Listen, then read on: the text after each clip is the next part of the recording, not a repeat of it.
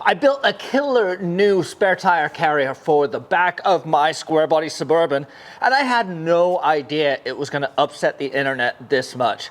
Apparently people really care about what type of spare tire carrier I use on my truck. I don't carry a spare tire with me 90% of the time. When I'm here in town or less than 30 minutes to an hour's drive away, I'm not gonna lug around a 38-inch tire. Now, when I go out of town, I need to carry a spare with me. And the spare on my truck, or the tires on my truck, are massive. They are 38 inches tall. They're 15.5 inches wide. So it's a big tire. It's not the sort of tire and size that you're going to find at your regular, big brand tire shop out in the middle of the desert or in Colorado or Texas, wherever I happen to find myself. So I need to carry a spare. That's become abundantly clear to me. So I carry a spare with me when we go on road trips to Montana, to Utah, all over. We've taken a spare with us, and it just goes in the back of the truck and takes up a ton of space. And it's not really that big of a deal, but this most recent trip to Utah, I realized that with the tire in there, first of all, if I need to get the tire out, I got to empty the entire truck out. So changing a flat tire on the side of the road now means emptying the entire Suburban. When the tire's in there, we basically pack everything around it and on top of it. I have this great cargo area. The tire really doesn't need to be inside. And so my solution was just to build a quick and easy insertable tire carrier that mounts off of my receiver hitch. And that's when the internet went wild. I started posting pictures of my ideas, and while most people loved it, I had a lot of people who just could not understand why I was building it this way. So let's just go down some of the boiler points that were my objectives that I wanted to knock out with this build. I wanted something that was small. Like I said, 90% of the time, I'm not carrying a spare tire. So I don't want to be lugging a giant bumper carrier around all the time. I also want to be able to take the carrier off and stick it in the corner of my shop, or when we're traveling and we get to our location, I want to be able to take the tire off and stick it in the corner of the driveway or the campsite or wherever we are, and not have to worry about having a massive bumper. So when I need it, I need it. When I don't need it, I don't want it on there. So that kind of brought me to the hitch mounted tire carrier. I've got a 2-inch receiver, this reinforced, box plated, all that, so I can tow with it. It only makes sense that I utilize it to carry a spare tire. I've got the 2-inch by 2-inch tubing. It's 1/4-inch wall. It's incredibly strong, which was the other critical aspect of what I wanted. I wanted size to be small. I wanted strength, and I also wanted something that looked good and was easy to put on and remove. And then on top of all this, I didn't want it to rattle. Now, that last one is probably the most challenging because it's a big tire with high leverage points. It's going to be mounted away from the truck, so it's going to move. And minimizing that rattle or eliminating it completely was my objective. And it's for that reason that I went with a fold-down hitch-mounted tire carrier. I love it. I'm really happy with how it's come out. People can't seem to understand why I wouldn't want a swing-out carrier, but I also don't understand why you would buy a Suburban without barn doors. But that's just me. We'll save that conversation for another day. Anyway, I'm happy with the carrier. It's functioning the way I want it to. I'm going to show it you right now. We're going to talk about how I built it. I'm going to tell you why I don't really like the swing-out carriers. This is what I've come up with so far. I've had a couple of iterations that I'm working through. But essentially, this is what I think I'm going to be ending up with. I've still got to burn it in and do some more tweaks to it. But this is basically going to put it in about the middle of my rear barn doors. And it's going to kind of closely follow the trailing edge of the doors. So I'll get that lean, which will tuck it up nice and out of the way. So I've cut it down a couple times to make accommodations for sizes. And here's a quick tip. You can easily just cut and section tube. Like if you make something too short, just weld another piece on, which is exactly what I'm doing. This is 2-inch tube with a 1/4-inch wall. It's incredibly burly tube, but 2-inch with 1/4-inch means that the inside diameter is 1.5 inches, which is what this tube is. So this tube, and this is just a shorty, this is what we're gonna use. But you see, the tube's gonna locate it, and then I can burn it all in around here. There'll be a hole drilled where I rosette weld the tube, and you will have a very, very strong junction right here. Now, it is important to bevel the edges. Whenever you're doing a butt weld like this, you want to bevel the edges so you can really get penetration into the hole, to the core of the material. But let's go mock it up, and I'll show you guys what it looks like and what I'm thinking outside. One of the other challenges that I'm working my way through is I do want to be able to hinge this, because I want to be able to open the doors and slide out the rear cargo tray. And so I do want to hinge this, which is why I'm going with something like this right now. So imagine that I have a hinge right here, and I can just cant this down and get it out of the way. This is going to get extended, and we're going to have 2 bolts that go up to pin it in place. And then when I want to undo it, I pull the bolts and I fold it down. So yeah, that's what we're looking at right now. It's nice and centered, and the angle's fairly decent. There we go. So these angles should match, giving it a nice flat carrier. So let's burn this in, or at least get it tacked in so I can throw a tire up here and take a look. So there's the hole.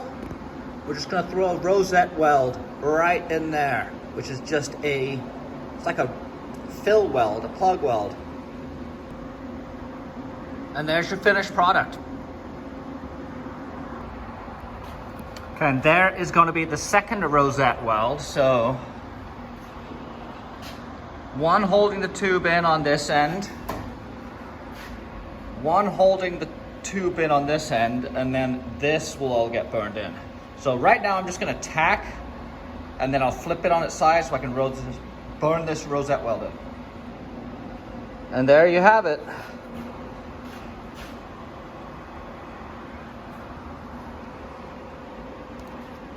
I'm going to throw a couple of supports on here just to keep everyone happy, but I don't really think it needs it. Yeah, it's relatively simple. So here is the bottom. You can see I've got that braced right there, and then I braced up top, and then this mounting plate, then the hitch that's for, well, I guess I could carry other stuff. I could just keep stacking stuff out on the hitch, but that's gonna be for the license plate. But this is the objective, for this thing to be light and easy to move and to get on and off. There's not a whole lot to it, but it works. So I'm gonna spray it right now with some Steel It, because I love that stuff. There was a lot of wringing of hands and won't somebody think of the children on the interwebs when I posted up this picture of my carrier in the beginning. I don't really get it. This tubing is a massive grade 8 half-inch bolts are what hold my truck together. And so I don't think this thing is going anywhere. Add to the fact that it's going to be driven on the street the vast majority of the time, and I'm not planning on racing hammers in the burb anytime soon. I don't think that this thing is going to have any problems. That said, I do have safety chains mounted off the back bumper already, and so I bent up some hook rings to weld onto the vertical of the carrier so I can attach the safety chains and just add another level of precaution. Oxyacetylene got this guy cherry red. Using my big huge muscles, I was able to bend this and get myself a nice hook that I can mount the chains to. If you love trucks and you're not subscribed to my YouTube channel, I really gotta question your commitment to trucks. So, prove to me that you love trucks. Click that subscribe button to become part of the Merricks Garage Army. Okay, starting at the bottom here, what do we have? Well, we got this 2-inch receiver going into this receiver tube. That is going to be held secure by this anti-rattle plate. Anti-rattle plate pulls the receiver up to the receiver hitch, giving me a rattle-free platform, and it really does work. I mean, you see there's not that much movement despite how big it is. And I've been driving around with it all week, so it's definitely, you know, surface streets in Santa Barbara. There's a lot of bumps and drainage ditches and all kinds of things. Anyway, so receiver tube, 2-inch by 2-inch, 1/4-inch wall, 2-inch by 2-inch, 1/4-inch wall there, 2-inch by 2-inch, 1/4-inch wall there. It's plated and boxed with 1/4-inch plate, and then it has this barrel hinge on the front.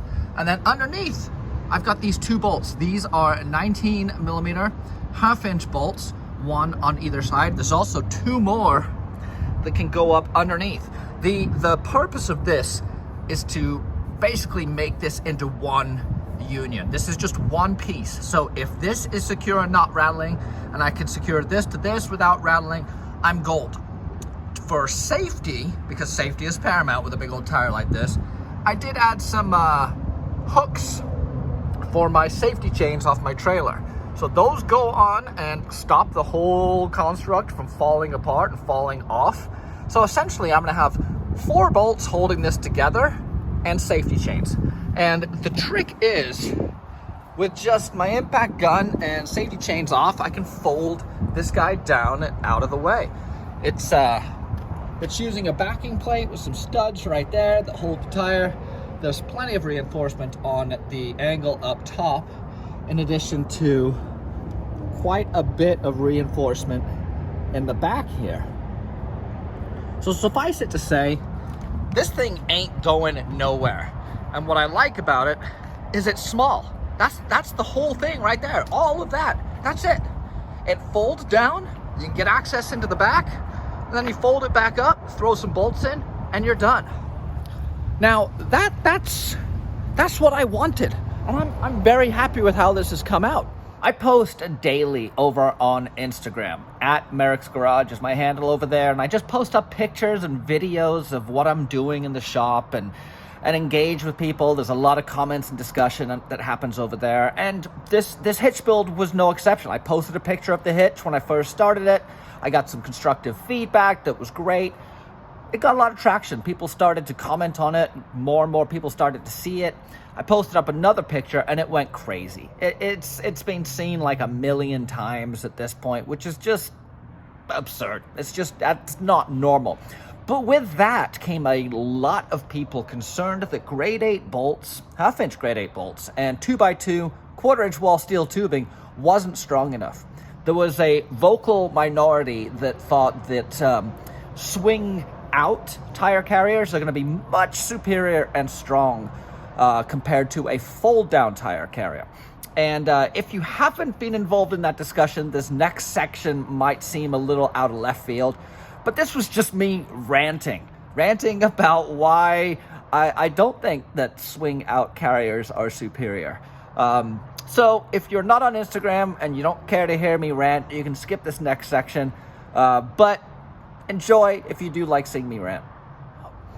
I've been very surprised by the reaction from people who think that a swing out tire carrier is superior.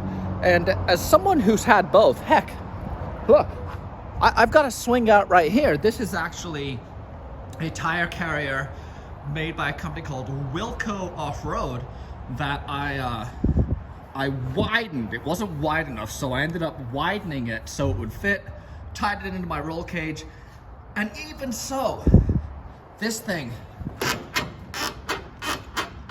there's a lot of play, there's a lot of movement. It doesn't really rattle, but it's massive, and it lives on the truck. I can't take this off. This is what I've got.